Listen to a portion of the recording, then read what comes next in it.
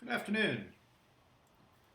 This is Steve, and we're going to take a flight today in an Epic airplane.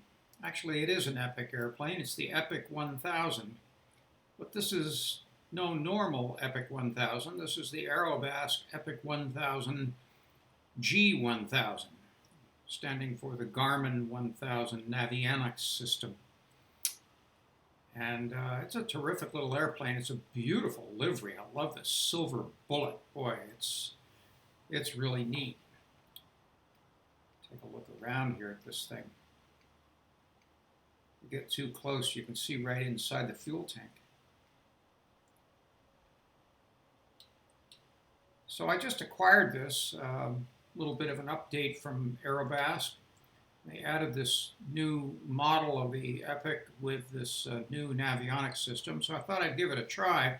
It's been a bit of a challenge learning it, but I think I've got some of the details down pat. But there's a lot of things I probably don't have down pat, and that's where I need you to help me out.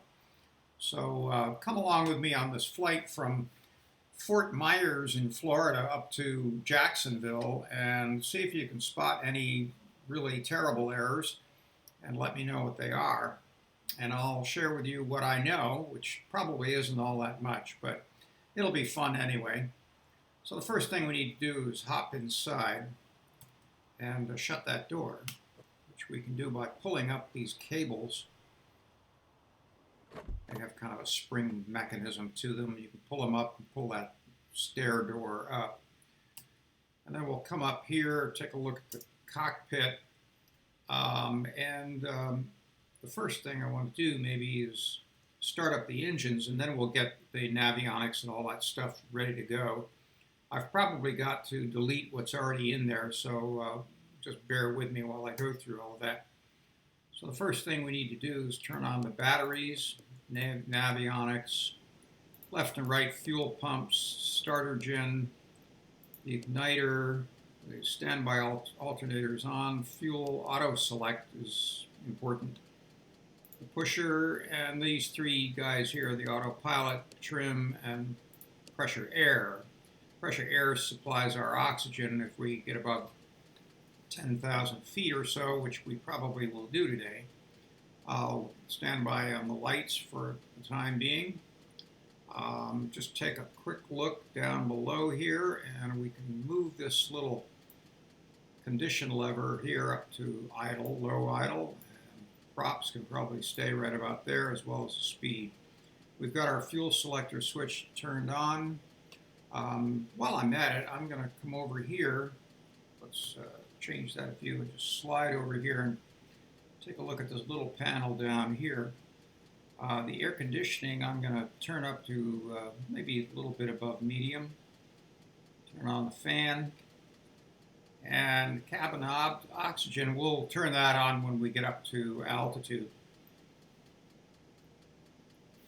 So with that done, we can press on the start switch. You'll hear the servos start in.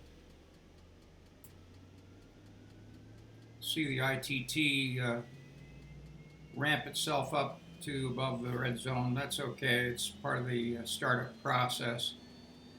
Oil pressure is coming up. NG is rising.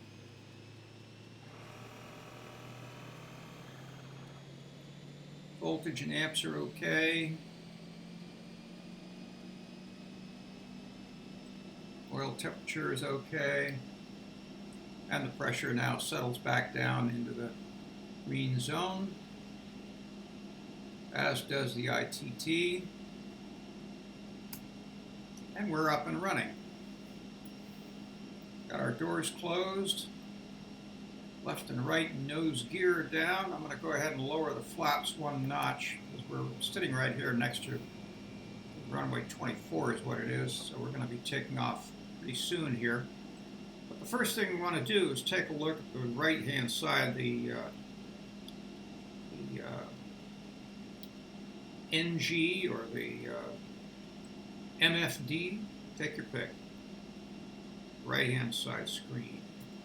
We'll zoom in on that. You can also pop it. I'll show you that later, but I prefer to operate this thing close up like this. Somehow the details are a little easier. First thing I'm going to do is declutter it. 1, 2, 3. You get 3 options on that. So we'll declutter the map, and then open up the flight plan. Now we've got a flight plan in here. I'm going to go ahead and delete that by scrolling down to delete flight plan and hitting enter.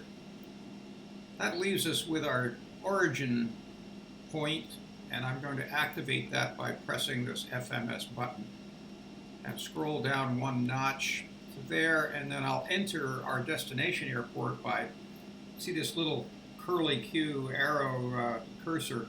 I'm gonna, the small one, you get a larger one if you're with that wheel. So I'll tap the smaller one. That brings up this page that you normally would scroll through the various letters that you want in order to spell out what it is you're looking for. In this particular version of the G1000, you can do this with the keypad, which is really handy. I'll show you how it's done. I'll just type a K, and then if I use the right arrow key on my keyboard, I can jump to the next cursor position. So we're going to Jacksonville, which is KJAX. Once you reach there, you think you'd probably want to enter, and you do. You think you'd probably hit the enter key, but the enter key doesn't really do anything. So you hit enter, and that does it. Having done that, we now have an origin and destination. We can go to the process page, scroll down and select our departure. Hit enter to do that. And the route that we're going to follow today, I'll just give you a quick look at that, is from KRSW Southwest Florida International. It's really Fort Myers Airport. We're going to do a SID called Seashell 6 up to ORL, Orlando. And then I'm going to do a permutation of a star called Poggy 2 on into Jacksonville. So Seashell 6 is on our list. Scroll down to that and select it by entering. We're taking off on runway 24, and our transition is going to be Orlando. And we load it, and that's done. Now we go back to process, pick our arrival, enter that, and go down the list till we get to Poggy 1. We enter that, and there's no transition or anything else to load, so we just go ahead and load it. And now we want to do our approach, and so we scroll up to that, select it. We're going to be landing on ILS 8. So we'll enter that, and I'm going to choose vectors instead of the 2 other possible ways, which are a little bit out of our way. So I'll go ahead and hit enter for vectors, and we'll load it by doing so. Now we can go to the flight plan, and in the flight plan you're going to see some blanks and you're going to see some altitudes. The altitudes that are in small white type are designated, and that will come into play later on as we start our flight and proceed. In order to scroll down through the thing, you just use the large wheel on the FMS button. And what I'm going to do here is scroll down. We've got Orlando, Crappie, Shiner, Bass, Posey, Moselle, and Craig. And the problem here is CRG is a little bit out of our way. It's way over here, and we want to come back. Let me just zoom in on that a little bit. You can see CRG is way over here, and we want to come back way over here for our approach into ILS 8. So what we really want to do is go from Poggy straight on down to VQQ Jacksonville Cecil. So I'm going to eliminate these 2 waypoints, Moselle and Craig. And to do that, I'm going to put the cursor, if if I can figure out how to make it go up and down. I'm going to put it right there at Moselle, and I'm going to type in VQQ, V space Q space Q, and then hit enter. And that places VQQ after Pogi, and now what I'm going to do is eliminate CRG and Moselle. So I'll go down here, I'll hit clear, hit enter, and then I'll curse back up one notch and go to Moselle and clear that and hit enter. And so that takes care of it. And so now we'll be going direct from Pogi to VQQ, and from there we'll activate our approach into Libby. Now the question is ascent and descent altitudes. And in order to figure that one out, let me just zoom it out just a little bit on this guy. Starting off with our Seashell 6 SID, we're going to be taking off to the west. We have a fixed altitude of 540. You saw that on the FMS. And then we don't have any fixed altitudes that I see, unless I don't think these parenthesis numbers are altitudes necessarily, because you wouldn't go from 11 back down to 6,000. So I'm really not sure what those parenthesis numbers are, but they're not altitudes. We don't really get an altitude on this SID until we reach Pulek and start heading over toward Orlando. At that point, the altitude is 14,000 feet. So I'm going to set 14,000 feet as our target cruising altitude. And I want to do that by Orlando, actually by Pulek. So I'm going to scroll back up here at Pulek. Scroll back up here. Yep, there we go. And I'm going to go to the altitude section, and I'm going to click on it with the cursor until it activates a number. It says 100 feet. You can't type in a number here. What you do is you use your scroll wheel on your mouse and you scroll up, and I'm going to put that at 12,000 feet.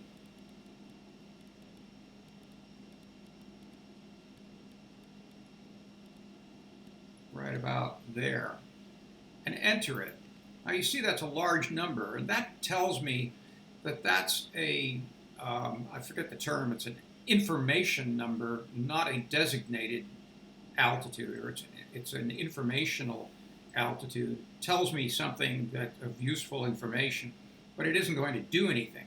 In order to make it do something, you've got to scroll back to it and activate it again, or enter it again, and now that makes it a designated altitude.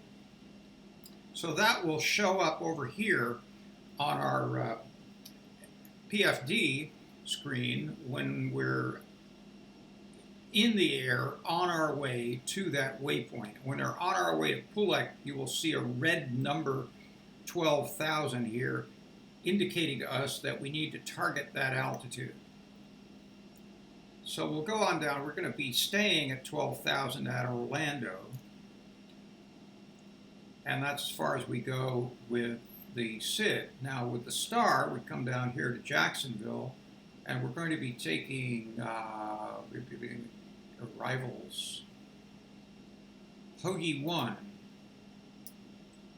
Now from Orlando to Crappie, and from Crappie to Ormond, or not Ormond Beach, but to Shiner, the altitude is going to be 12,000 feet, not 14.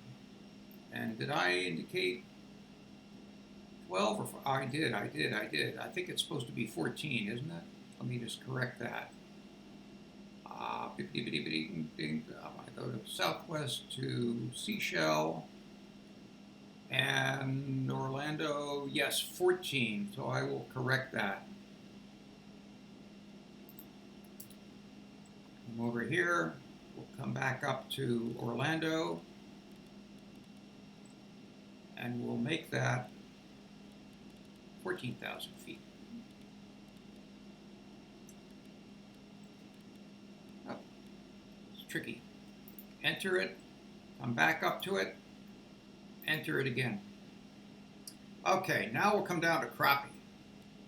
Now And crappie, we want to target 12,000 feet for our altitude there. So I'll select it, scroll up to 12,000, try to anyway, enter it, back up, and enter it again. So now that's set. That's designated as 12,000 foot altitude. And that's going to stay that way down to Shiner. Let me make sure I did that.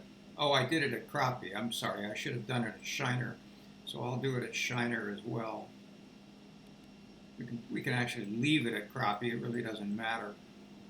So I'll go ahead and do 12,000 there.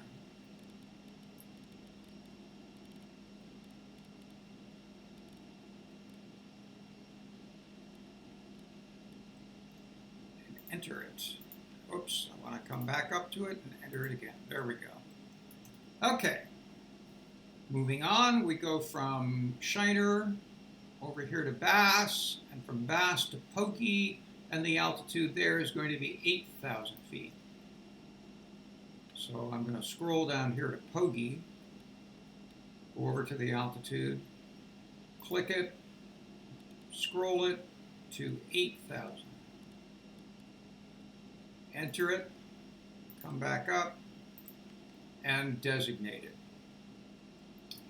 And lastly, we're not going to be going to CRG. We're going to be going to that other waypoint that we chose. Scroll down here to VQQ. So the question then is, what would our altitude be at VQQ? And I'm going to assume that it's going to be 5,000 because that's the altitude that they picked for Moselle at Cray. And we're just going to be going in this direction instead. So I'm going to go ahead and plug in 5,000 feet there. That may or may not be correct. Obviously, if you were under ATC control, they would tell you what to do. But we're not, so I'm going to go ahead and arbitrarily decide that that should be 5,000 feet. So I'll scroll that up to 5,000. Enter it, come back up to it, and designate it. Now this is an advisory altitude, but here it's a designated altitude, so we don't need to do anything there. We can go ahead and set our altitude bug to 1,900 feet at Libby, and it'll all work fine. So as far as we're concerned, going to VQQ will be at 5,000, then it will start descending here. You may ask, well, what about KJAX? Don't you want to erase that? And the answer is, not really, because when we're at VQQ, we're going to activate our approach, which will automatically route us to Libby and ignore this. So I'm just going to forget about it for now. And that takes care of setting up the flight.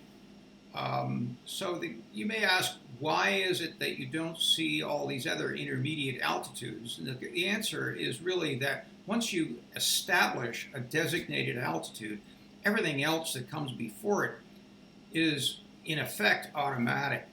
I have seen indications, and you may see it too as we go through this flight, that the FMS, the system, will impose an altitude in between these two. It'll say something like 13,000 feet, which is really for information purposes because it's in large type, but it's a useful thing to have, and you can go ahead and establish that.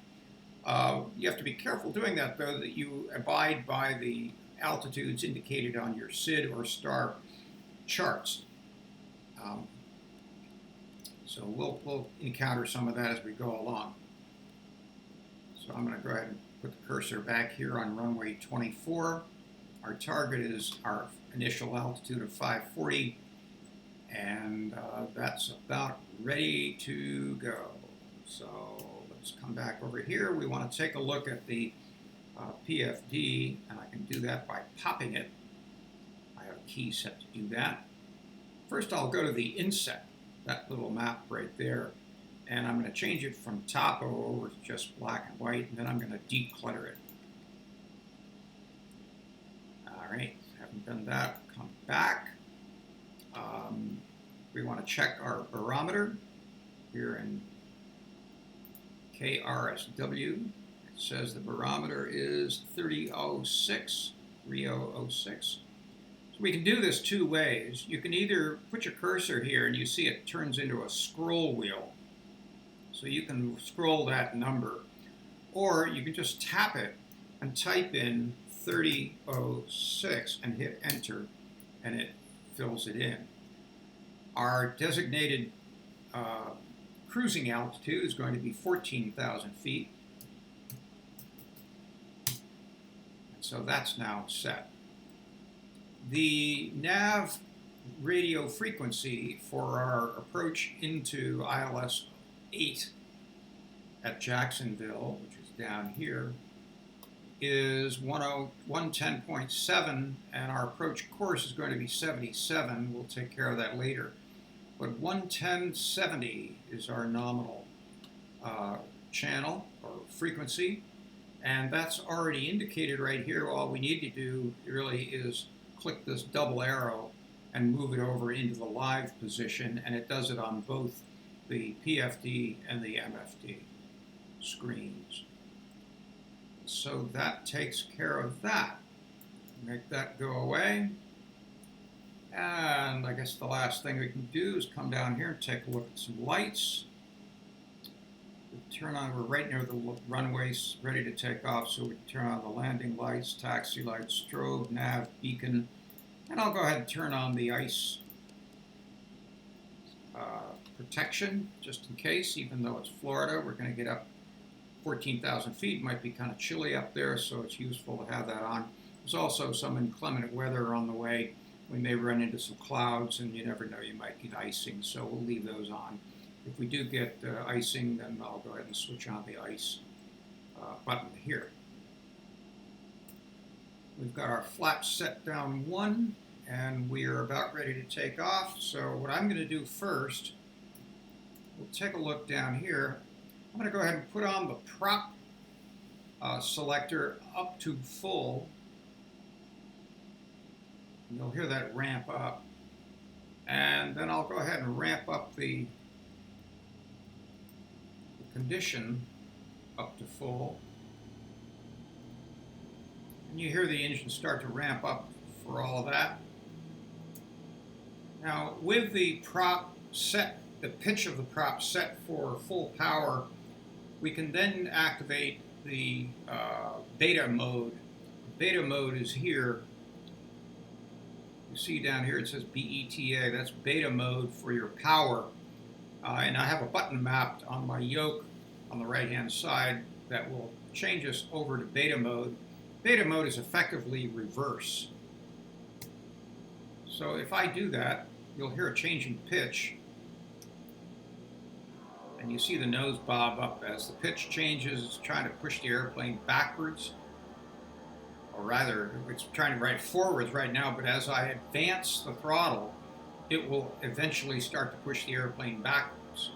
So I'll leave it here on full forward, and we'll see if we can get this airplane to start moving by turning off the park brakes. And sometimes it takes a little while. There we go. Just give it a little bit of power. Approaching 2, 4.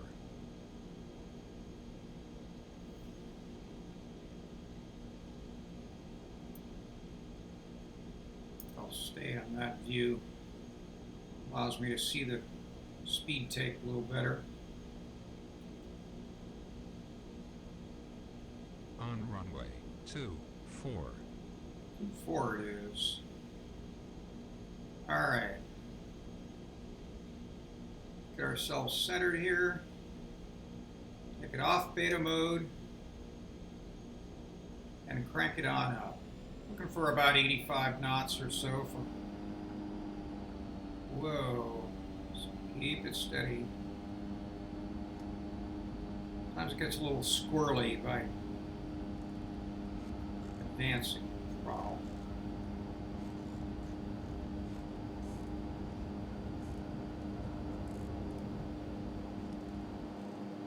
There we go.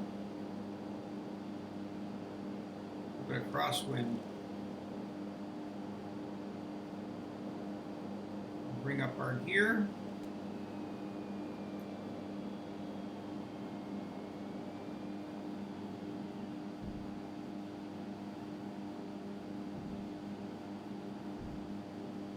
And now that we've passed our 540 initial altitude, we can bring up the flaps.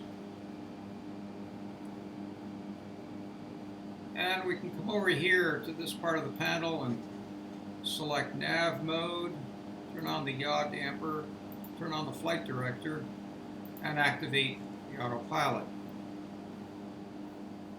We are ascending toward our target altitude of 14,000 feet.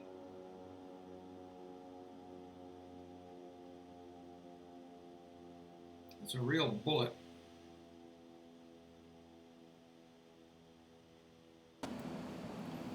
Okay, welcome back. We've got about 11 miles or so to go for Orlando, and I was noticing something interesting that I wanted to share with you. I'll zoom in here a little bit on the PFD. You see this? It says 12,000.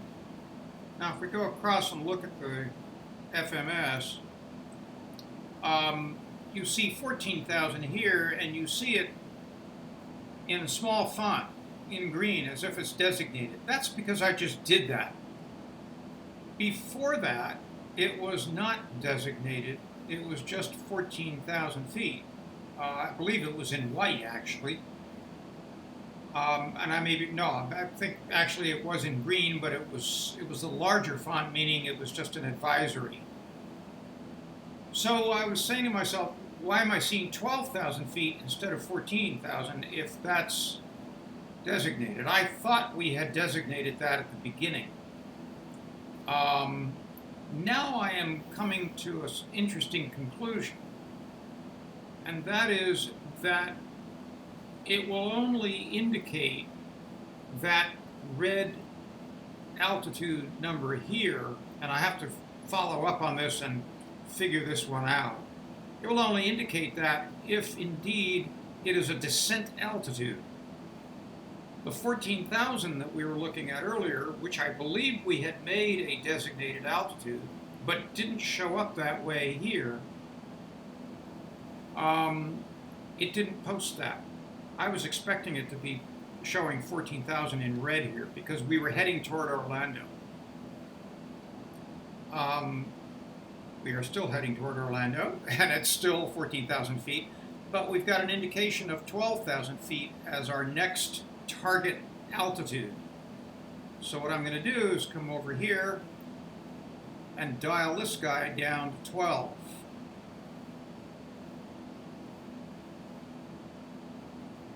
Oops, right there.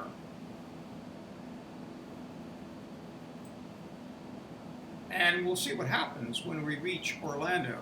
Now we've got 12,000 designated here and here, and we've now reached Orlando, I believe. And our target descent is 12,000. What we need to do at this point then, since, let's see, no, we haven't reached it quite yet. There, now, we're at Orlando, and we're making the turn. So it's telling us that we need to be at 12,000 feet at crappie. And the profile is telling us now that's where we need to be at the crappie, and we need to descend at a rate of 1,323 or so feet. Maybe 1,400 would be better. So we can come over here and we can hit VS, which brings up a descent number, and we can dial in 1,400 by scrolling downward. You can also do it by keyboard. If you pop that number, it'll work the same way. Now, of course, when you start descending, you can see that our speed ramps up. So I'm just going to cut back our throttle a little bit and keep our speed nice and comfortable. We could do 250, 260, it'd be no problem. But I want to get in the habit of looking at speed when I make these changes, because if you make a change and you descend and you don't think about the speed, you're doing, 200 or so, and then all of a sudden you level out, you'll be doing 110 before you know it. So you've got to be careful of that.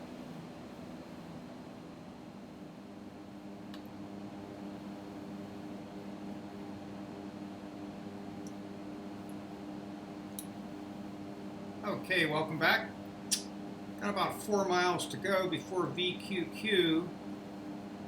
So what I'm going to do then, I've already dialed in our altitude at Libby, which is 1,900 feet. What I'm going to do is switch over here, and I'm going to go to Process, and I'm going to activate Approach.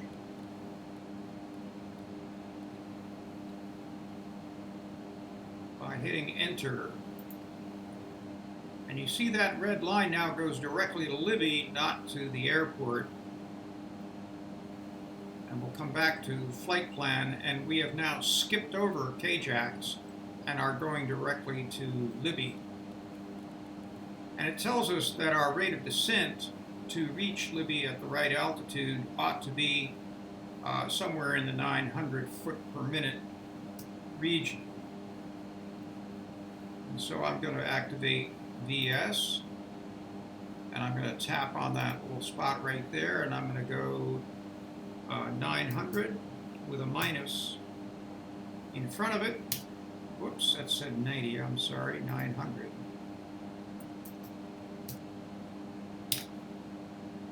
And that should start us on our way down to Libby. Let's make sure we're good with that rate. Yeah, this says 1,000. So we could probably just squeeze the 1,000 out of that. Let's zoom in on that a little bit so I can see what I'm doing. Go in the right direction. And that gets us on a descent rate that should allow us to reach that altitude comfortably. So 1,000 feet per minute.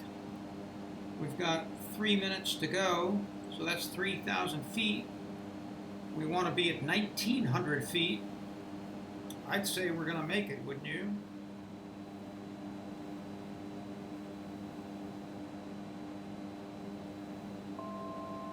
Here we go. There's Libby.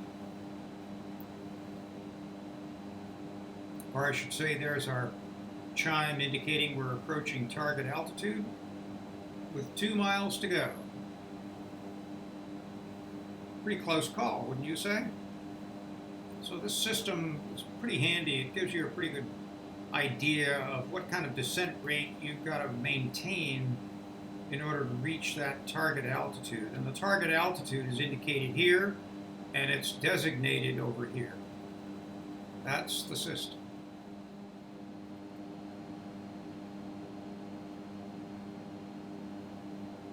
Let's bring it back down to about 140 or so. We can drop the gear. Here comes the glide slope. And we are now descending.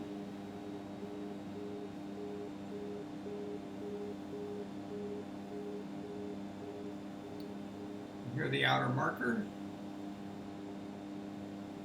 Just past DINS. Go ahead and drop the gear.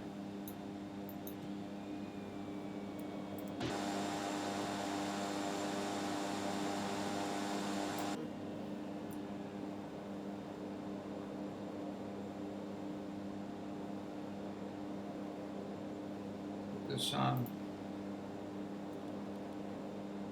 zoom mode. You can even see the runway when we're on it.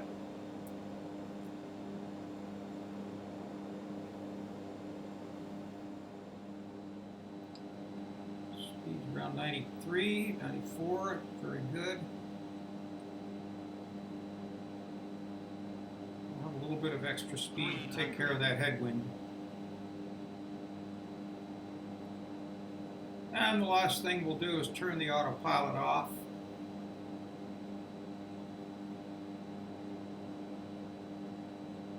We'll get about 100 feet off the deck. 200.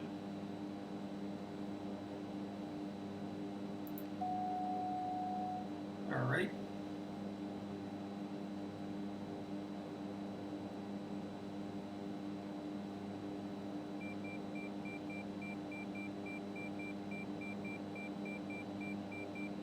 100.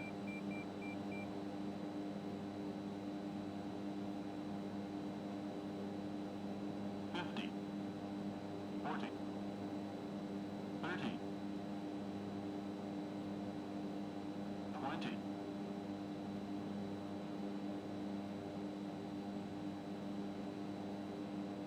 10.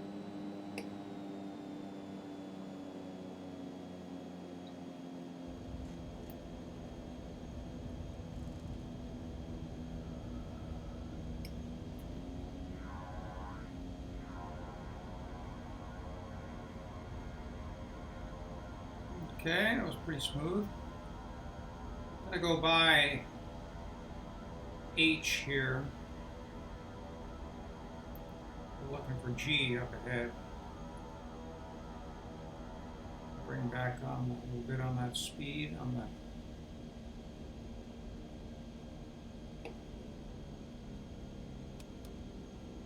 There we go.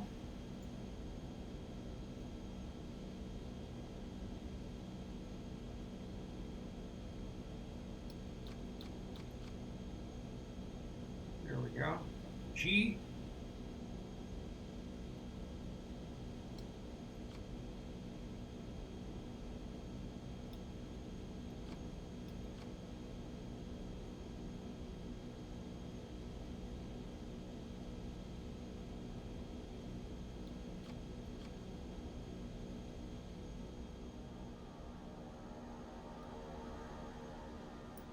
Let's see if we can get the right lever. I always forget which F key I've got to use. So we'll go down to here, and there we go. That'll cut off the engine.